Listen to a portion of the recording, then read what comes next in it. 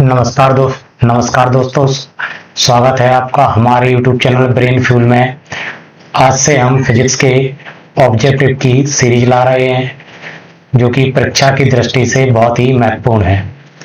आज हम शुरुआत कर रहे हैं पहले चैप्टर से जो कि है विद्युत आवेश एवं क्षेत्र। तो आइए शुरुआत करते हैं अपने पहले क्वेश्चन से।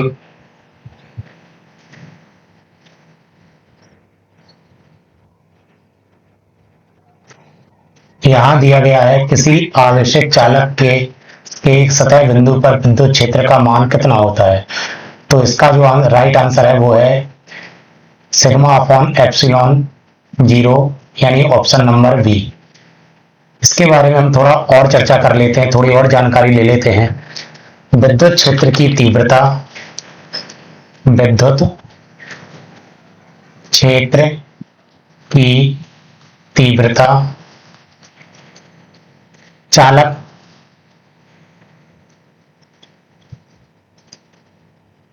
चालक की सतह के लंबवत होती है और इसका मान आवेश के पृष्ठ के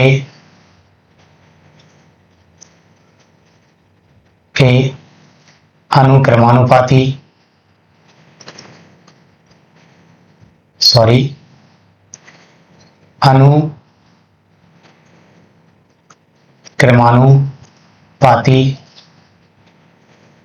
होता है। इस बात को थोड़ा हम लोग याद रखेंगे कि जो विद्युत क्षेत्र की तीव्रता है वो चालक की सतह के लंबवत होती है। आइए अब आते हैं हमारे दूसरे क्वेश्चन पर। यहाँ लिखा है आवेशित खोखले गोले चालक के अंदर विद्युत क्षेत्र का मान होता है। तो इसका मान होता है 0 यानी ऑप्शन सी हमारा राइट आंसर है। इसके बाद आ जाते हैं अगले क्वेश्चन पर। एक आवेशित चालक के किसी बिंदु पर विद्युत क्षेत्र की तीव्रता, इसको हम पहली स्लाइड में पढ़ के आए हैं और इसका जो आंसर है वो है सतह के लंबवत। ऐसा होता क्यों है, थोड़ी इसके बारे में चर्चा कर लेते हैं। आवेशित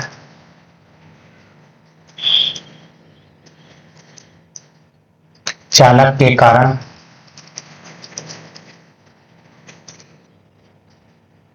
के कारण कोई विद्युत क्षेत्र नहीं होता है। विद्युत क्षेत्र नहीं होता है और सभी अतिरिक्त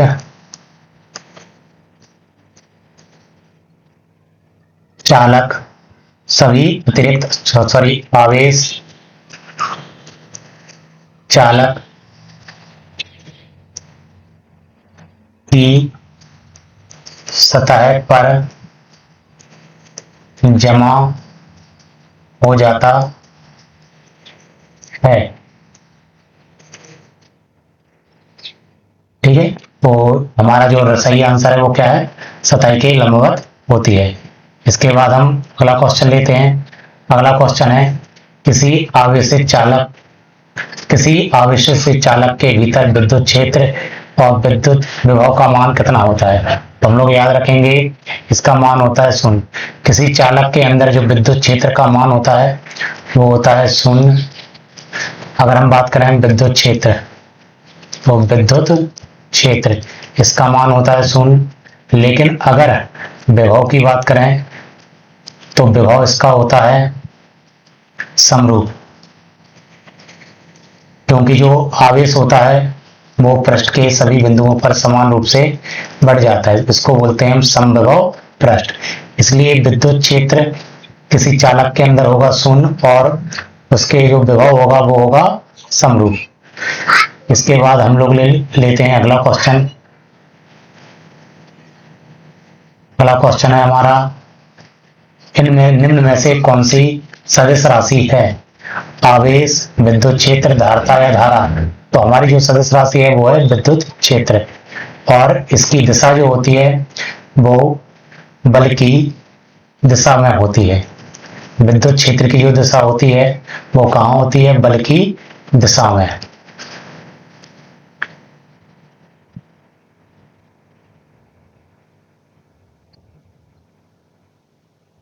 अब लेते हैं हम अपना अगला क्वेश्चन। छठवां जो क्वेश्चन है वो लिखा है, विद्युत क्षेत्र में स्थित किसी द्विध्रुव को घुमाने में किया गया कार्य होता है। तो विद्युत क्षेत्र में किसी द्विध्रुव को घुमाने में जो किया गया कार्य होता है वो होता है P1 माइनस cos थीटा। इसके बाद आ जाते हैं हम अगले क्वेश्चन पर, किसी आवेश की न्यूनतम मात्रा कम नहीं हो सकती। तो इसका जो आंसर है वो राइट आंसर है ऑप्शन नंबर ए। ऐसा क्यों होता है? क्योंकि जो सबसे छोटा आवेश होता है जिसे हम मूल आवेश कहते हैं, सबसे छोटा आवेश या मूल आवेश का मान या मूल आवेश का मान तो वो होता है 1.6 into 10 to the power -19 coulomb. तो ये जो मान होता है वो होता है इलेक्ट्रॉन का। तो इलेक्ट्रॉन को ही हम मूल आवेश के नाम से जानते हैं, और इसका मान हम लोग याद रखेंगे 1.6 इंटू 10 टू द पावर 19। अगर हम थोड़ी और चर्चा करें तो इलेक्ट्रॉन का जो मास होता है यानी द्रव्यमान, इसका जो द्रव्यमान होता है वो होता है 9.1 गुणा 10 की घात -31 kg। 9.1 into 10 to the power -31 kg। तो 7 नंबर क्वेश्चन का जो हमारा राइट आंसर है वो है ऑप्शन नंबर ए। अगले क्वेश्चन पर पहुंचते हैं। लिखा है, दो विद्युत क्षेत्र रेखाएं एक दूसरे को किस कोण पर काटती हैं? 90 डिग्री पर, 45 डिग्री पर, 30 डिग्री पर, एक दूसरे को कभी नहीं काटती। तो इसका जो राइट आंसर रहेगा वो रहेगा ऑप्शन नंबर डी, एक दूसरे को कभी नहीं काटती हैं। अगर हम यहाँ थोड़े विद्युत क्षेत्र रेखा के बारे में बात करें तो इसके कुछ पॉइंट हमें याद रखने पड़ेंगे। पहला पॉइंट है कि इनकी जो कल्पना है वो माइकल फैराडे ने की थी। अगर हम बात करें जो विद्युत क्षेत्र रेखा है उनका जो प्रारंभ होता है वो प्रारंभ होती हैं धनावेश से, और इनका जो अंत होता है वो होता है ऋणावेश पर। इस प्रकार हम कह सकते हैं जो विद्युत क्षेत्र रेखाएं होती हैं वो कैसा वक्र बनाती हैं? खुला। जो विद्युत क्षेत्र रेखाएं होती हैं वो कैसा वक्र बनाती हैं? ये बनाती हैं खुला वक्र। इतने जितने पॉइंट यहाँ बताए गए हैं सभी के सभी वेरी वेरी इंपॉर्टेंट है। अगर हम एक धन आवेश के लिए विद्युत क्षेत्र रेखाएं ड्रॉ करें तो वो कुछ इस प्रकार से होंगी, यहाँ बाहर की ओर जाएंगी। और अगर हम एकल ऋण आवेश के लिए बात करें तो विद्युत क्षेत्र रेखाएं अंदर की ओर शो करेंगी। तो हमारे इस क्वेश्चन का जो राइट आंसर है वो हुआ एक दूसरे को कभी नहीं काटते हैं। अब हम पहुंचते हैं अगले क्वेश्चन पर। यहाँ लिखा है, मुक्त आकाश में परावैद्युता होती है। यहाँ जो पूछा गया है कि एप्सिलॉन का मान कितना होता है? 9.9 into 10 to the power 9, 1.6 into 10 to the power -19, 8.85 into 10 to the power -12। इसका जो सही आंसर है वो सी होगा। और यहाँ इसकी इकाई भी हमें याद रखना पड़ेगी। इसकी जो यूनिट है मात्रक है वो है कूलम स्क्वायर पर न्यूटन मीटर स्क्वायर। एप्सिलॉन की एक यूनिट और है जिसको हम लोग याद रखेंगे, फैराड प्रति मीटर। इसका जो मान होता है वो होता है 8.85 इंटू 10 टू द पावर -12। इसकी एक यूनिट और होती है फैराड पर मीटर। अगर हम इसका विमीय सूत्र देखें, अगर हम इसका विमीय सूत्र देखें तो इसका जो विमीय सूत्र होता है वो होता है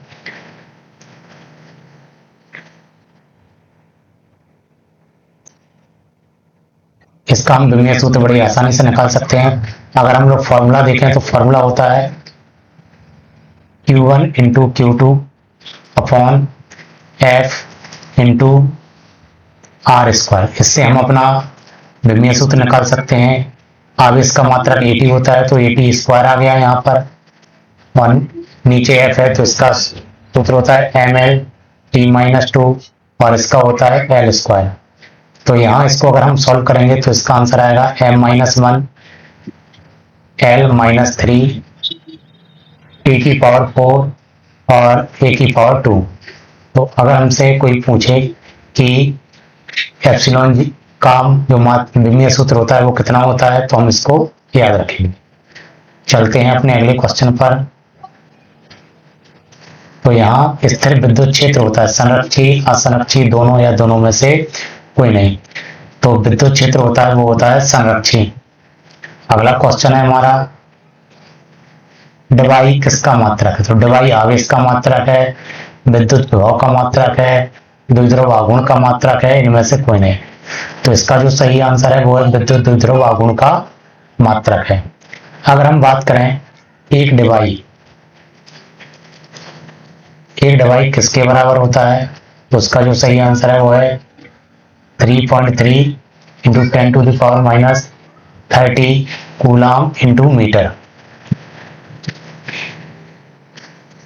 अगर हम विद्युत द्विध्रुव आघूर्ण के विमीय सूत्र की बात करें तो इसका विमीय सूत्र होता है LAT। अगर हम लोग इसकी प्रकृति बात करें कि कौन सी प्रकृति होती है तो इसकी जो प्रकृति होती है वो होती है सदिश, और इसकी दिशा होती है हमारी ऋण आवेश से धन आवेश की तरफ। तो डिवाई किसका मात्रक होता है? विद्युत द्विध्रुव आघूर्ण का। अब आ जाते हैं अपने अगले क्वेश्चन पर। यहां दिया गया विद्युत क्षेत्र की तीव्रता का मात्रक है न्यूटन कूलाम, न्यूटन प्रति कूलाम, वोल्ट प्रति मीटर, कूलाम प्रति न्यूटन। तो इसका जो सही आंसर है वो है न्यूटन प्रति कूलाम। इसको हम ऐसे भी निकाल सकते हैं, विद्युत क्षेत्र की तीव्रता E बराबर फॉर्मूला होता है F अपॉन Q0।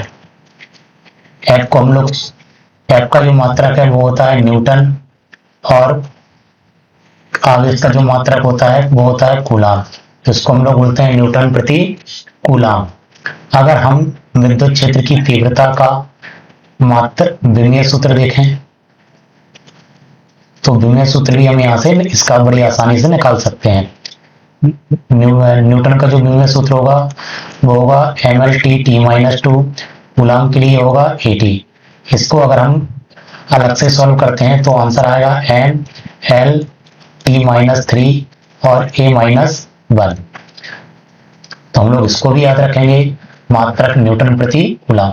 अगर इसका एक मात्रक और देखें, इसका एक मात्रक और होता है वोल्ट प्रति मीटर। तो हम इन दोनों को याद रखेंगे, विद्युत क्षेत्र की तीव्रता। आइए चलते हैं अपने अगले क्वेश्चन पर। यहाँ है विद्युत क्षेत्र की तीव्रता की विमा है, जस्ट इससे हम पहले याद कर चुके हैं। इसकी जो विमा है ml/t-3 a-1। तो हम इसमें देखेंगे ml/t-3 a-1, यानी दूसरा हमारा सही आंसर हुआ। अब आ जाते हैं अगले पर। एक प्रोटॉन और इलेक्ट्रॉन को एक समान विद्युत क्षेत्र में रखा जाता है तो इन पर जो बल लगेगा वो आपस में कैसा लगेगा? बराबर। लेकिन हम याद रखेंगे इनकी जो दिशा होगी वो होगी विपरीत। इनकी दिशा कैसी होगी? विपरीत। अब आ जाते हैं हम अपने अगले क्वेश्चन पर। यहाँ लिखा है विद्युत विभव का मात्रक वोल्ट किसके बराबर है? यहाँ बाय मिस्टेक टाइप हुआ है, विद्युत विभव हमारे सेकंड चैप्टर में है, फिर भी हम इसका मात्रक देख लेते हैं। विभव का जो सूत्र होता है वो होता है W upon Q zero. W को हम जूल से शो करते हैं, डब्ल्यू का मात्रक जूल होता है और क्यू यानी आवेश का मात्रक होता है कूलाम। तो हमारे यहाँ जो राइट आंसर है वो है जूल प्रति कूलाम। अब आ जाते हैं अपने अगले क्वेश्चन पर। यहाँ लिखा है साबुन के एक बुलबुले को जब आवेशित किया जाता है तो उसकी त्रिज्या, याद रखेंगे इसकी त्रिज्या हमेशा क्या करेगी, बढ़ेगी। ऐसा होता क्यों है, तो ऐसा इसलिए होता है क्योंकि सतह पर आवेश वितरित हो जाते हैं जिससे वे एक दूसरे को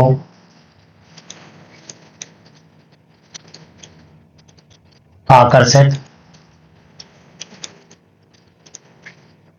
करते हैं, जिससे कि बुलबुले का आकार बढ़ जाता है। आकार बढ़ने से मतलब है इसकी त्रिज्या का बढ़ना। तो यहाँ जो सही ऑप्शन होगा वो होगा त्रिज्या बढ़ती है। अब आ जाते हैं हम अपने अगले क्वेश्चन पर। लिखा है विद्युत द्विध्रुव आघूर्ण का एसआई मात्रक होता है। इसको हम पहले देख चुके हैं। इसका जो राइट आंसर होगा वो होगा कूलाम इंटू मीटर। अब आ जाते हैं हम अपने अगले क्वेश्चन पर। लिखा है किसी अचालक पदार्थ के गोले को आवेश देने पर यह वितरित हो जाता है। तो इसका जो सही आंसर होगा इनमें से कोई नहीं। तो आवेश इस पर वितरित नहीं होता है। आवेश जो रहता है वो एक जगह रहता है, एक जगह रहता है। इसलिए कभी कभी ऐसा क्वेश्चन भी पूछा जाता है कि गीली कंघी, अगर कंघी को हम गीले बालों में रगड़ते हैं तो वो आवेशित होगी या नहीं, तो उसका सही आंसर जो होगा नहीं। आइए अब चलते हैं अपने अगले क्वेश्चन पर। जब किसी वस्तु को आवेशित किया जाता है तो उसका द्रव्यमान बढ़ता है, घटता है, अपरिवर्तित रहता है, घट सकता है या बढ़, तो इसका जो सही आंसर होगा वो होगा घट सकता है या बढ़ सकता है। ऐसा क्यों होता है, क्योंकि जब किसी चालक को धन आवेशित करते हैं, धन आवेशित करने का मतलब है इसमें से इलेक्ट्रॉन का निकलना, इलेक्ट्रॉन का निकलना। और जब इलेक्ट्रॉन निकल जाते हैं तो इसके द्रव्यमान में कमी आ जाती है। लेकिन जैसे ही हम इसमें धनावेश ऋणावेश देते हैं तो इसमें इलेक्ट्रॉन आ जाते हैं, और इलेक्ट्रॉन आ जाने से इसके जो द्रव्यमान में है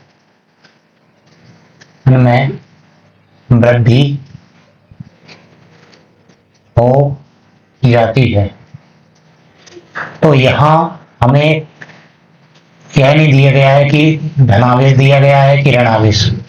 अगर धनावेश होता तो द्रव्यमान में कमी आती और ऋणावेश होता तो द्रव्यमान में वृद्धि हो जाती। इस यहाँ ना तो धनावेश दिया गया है ना ही ऋणावेश, इसलिए जो इसका सही आंसर होगा इसका जो द्रव्यमान है घट सकता है या बढ़ सकता है। अब आ जाते हैं अपने अगले क्वेश्चन पर। यहाँ लिखा है वायु में स्थित एकांक धनावेश से निकलने वाला कुल विद्युत फ्लक्स होगा। तो इसका जो सही आंसर है ऑप्शन नंबर बी। तो आइए इसको समझ लेते हैं। यहाँ हम लोग जानते हैं गॉस की प्रमेय। गॉस की प्रमेय, गॉस की प्रमेय क्या कहती है, जो फ्लक्स ई होता है वो होता है Q अपॉन एप्सिलॉन 0। अगर हम यहाँ आवेश का मान 1 कर देते हैं तो यहाँ जो सही आंसर होगा वो होगा 1 अपॉन एप्सिलॉन 0। इसलिए जो सही आंसर है वो होगा 1 अपॉन एप्सिलॉन 0। अगला है एक इलेक्ट्रॉन और एक प्रोटॉन एक समान विद्युत क्षेत्र में रखे जाते हैं। इनके त्वरण का अनुपात होगा 0:1, दोनों द्रव्यमानों के अनुपात में, प्रोटॉन और इलेक्ट्रॉनों के द्रव्यमान के अनुपात में। तो इसका सही आंसर होगा ऑप्शन नंबर डी। इसके लिए हम एक फॉर्मूला यूज करेंगे। जो त्वरण होता है, एक्सेलरेशन, वो होता है E into Q upon M. अगर हम लोग यहाँ इसको इलेक्ट्रॉन और प्रोटॉन के लिए लिखें तो E अपॉन पी, E का यहाँ मतलब है इलेक्ट्रॉन, P का मतलब है प्रोटॉन। इसके लिए जो आंसर आएगा, E आवेश दोनों के लिए बराबर रहेगा, अपॉन में एम, E लिखेंगे, इसको लिखेंगे हम लोग E Q upon M P.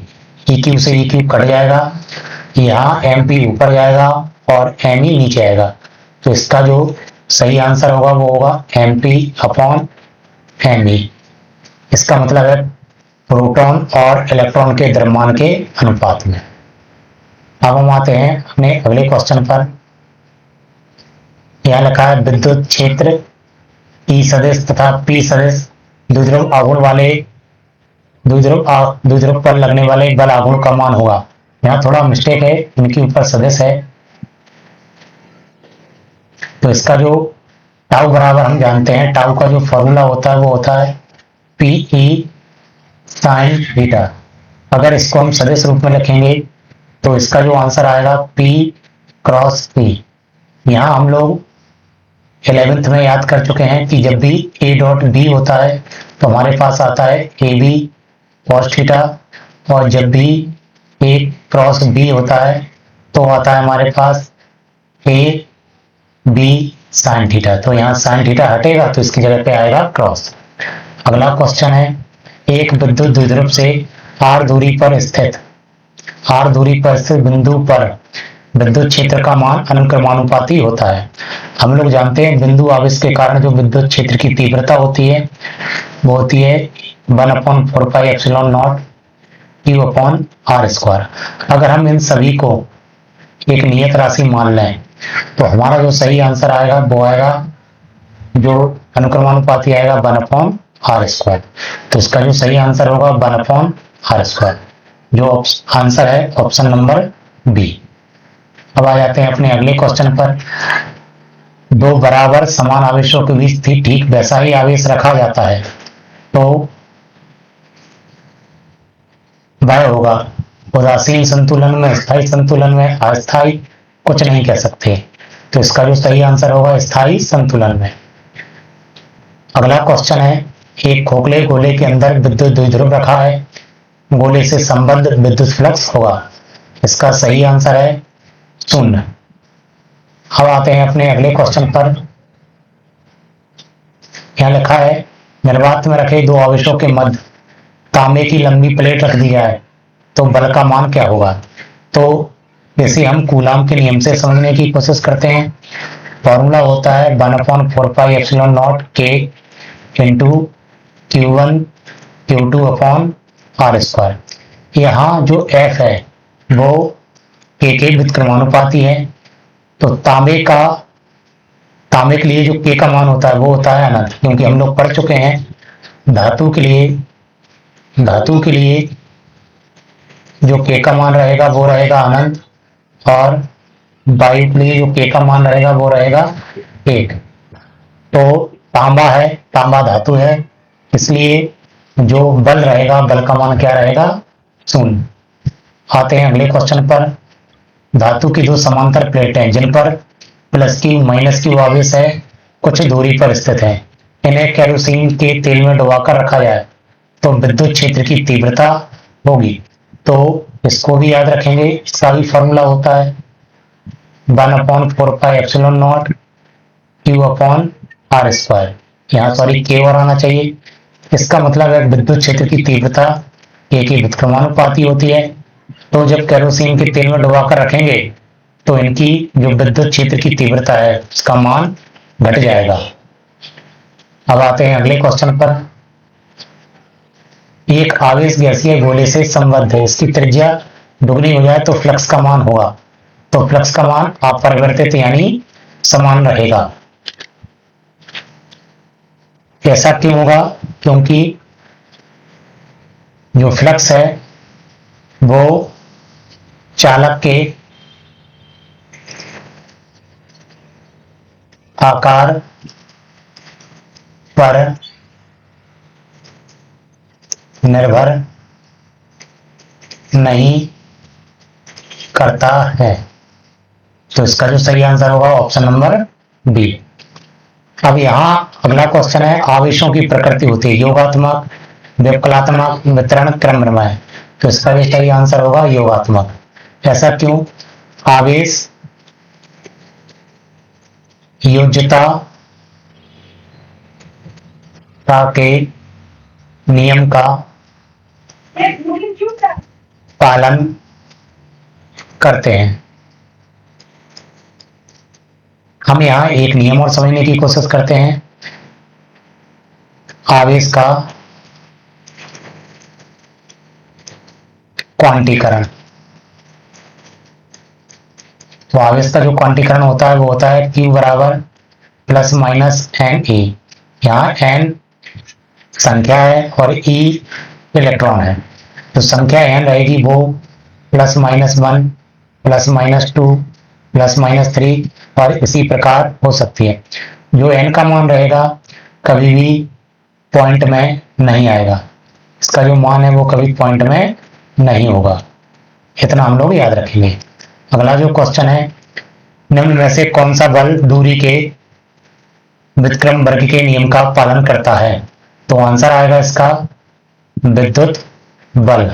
विद्युत बल को हम लोग कूलाम के नियम से भी जानते हैं, कूलाम का नियम। अगला है, विद्युत द्विध्रुव को विद्युत क्षेत्र की दिशा में संरेखित करने का प्रयास करता है। तो इसका जो सही आंसर होगा वो होगा बल आघूर्ण। अब करते हैं अपना अगला क्वेश्चन। जब विद्युत द्विध्रुव आघूर्ण विद्युत क्षेत्र E की विपरीत दिशा में संरेखित हो जाए तो साम्यावस्था होगी। तो इसकी जो साम्यावस्था होगी वो होगी अस्थायी साम्यावस्था। क्यों होगी? और अगर अस्थायी साम्यावस्था है तो यहाँ हम लोग एक बात याद रखेंगे, अगर यह थोड़ा सा भी विचलित हुआ तो यह अपनी मूल स्थिति में वापस नहीं आएगा।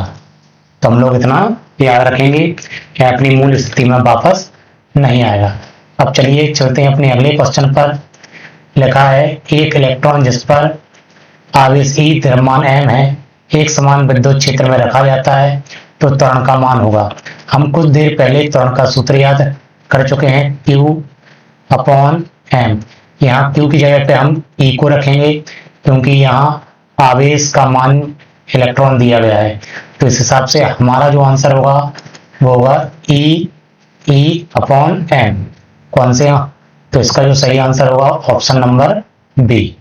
अब चलिए चलते हैं अपने अगले क्वेश्चन पर। ऋण आवेश के चारों ओर बल रेखाएं होंगी, वामावर्त वृत्ताकार, वृत्ताकार दक्षिणावर्त, भीतर की ओर रेडियल, बाहर की ओर रेडियल। तो इसका जो सही आंसर होगा वो होगा भीतर की ओर रेडियल। अगर हम विद्युत बल रेखाएं ड्रॉ करें,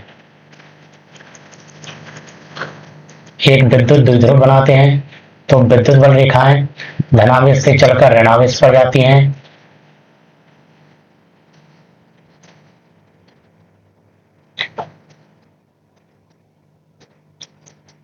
यहाँ ये विद्युत बल रेखाएं अंदर की ओर पॉइंट कर रही है, इसलिए इसका आंसर होगा भीतर की ओर रेडियल। और अगर यही क्वेश्चन धनावेश के लिए पूछा जाए तो हम लोग बताएंगे बाहर की ओर रेडियल। हम यहाँ याद रखेंगे बाहर की ओर रेडियल। ऋणावेश के लिए आंसर होगा भीतर की ओर रेडियल। और अगर धनावेश के लिए बात करें तो बाहर की ओर रेडियल। अब चलते हैं अपने अगले क्वेश्चन पर। किसी वस्तु का आवेश का कारण है, तो आवेश का जो कारण है वो है इलेक्ट्रॉनों का स्थानांतरण। इलेक्ट्रॉन का बाहर निकलना या अंदर आना ही आवेश का कारण होता है। अब चलते हैं अपने अगले क्वेश्चन पर। यहां है, यदि दो आवेशों की मूल बिंदु से दूरी बढ़ा दी जाए तो विद्युत बल का मान होगा। तो विद्युत बल का मान दूरी बढ़ाने पर घट जाएगा। ऐसा इसलिए होता है क्योंकि F दूरी के वर्ग के व्युत्क्रमानुपाती होता है। तो जैसे जैसे हम दूरी बढ़ाएंगे बल का मान घटता जाएगा। यानी दूरी बढ़ाने पर बल का मान घट जाता है। अब यहां से हम सही मिलान करेंगे। आवेश का मात्रक पहले से ही हम पढ़ चुके हैं, कूलम है, पहले का आंसर हुआ। विद्युतशीलता, इसका मतलब है एप्सिलॉन का मान है, इसको भी हम पहले पढ़ चुके हैं। इसका सही आंसर होगा कूलम स्क्वायर प्रति मीटर स्क्वायर इंटू न्यूटन। तो इसका जो दूसरे वाले का ऑप्शन हो गया। विद्युत द्विध्रुव का मात्रक है, विद्युत द्विध्रुव का मात्रक कूलम इंटू मीटर होता है, तीसरा ऑप्शन है। विद्युत क्षेत्र का मात्रक होता है न्यूटन प्रति कूलम, चौथे का आंसर हो गया। अगर हम यहाँ विद्युत फ्लक्स का मात्रक देखें तो विद्युत फ्लक्स का मात्रक होता है न्यूटन मीटर स्क्वायर प्रति कूलम, पांचवा आंसर है। बलागुण का मात्रक देखें तो बलागुण का मात्रक है न्यूटन इंटू मीटर। अब यहां से हमारे एक वाक्यमंत्र चालू होते हैं, इसको हम खुद से करेंगे होमवर्क। विद्युत द्विध्रुव आघूर्ण की दिशा हम पहले पता कर चुके हैं। ऋण आवेश से कहां की ओर होती है, धनावेश की ओर। विद्युत फ्लक्स कैसी राशि है, विद्युत फ्लक्स अदिश राशि है। एवोनाइट की छड़ को फर से रगड़ने पर एवोनाइट की छड़ और फर में उत्पन्न आवेशों का अनुपात होगा। तो जितने आवेश एक बॉडी से निकलते हैं उतने ही आवेश दूसरी जगह प्रवेश करते हैं, इसलिए इनका जो आवेश अनुपात रहेगा वो रहेगा 1:1, यानी 1:1। अब इसके बाद आ जाते हैं हम फिल इन दी ब्लैंक्स पर, खालिस्तान। तो यहां हम लोग भरेंगे पहला, धातु और वायु का परावैद्युतांक कितना होता है। तो धातु का परावैद्युतांक होता है 0 और 1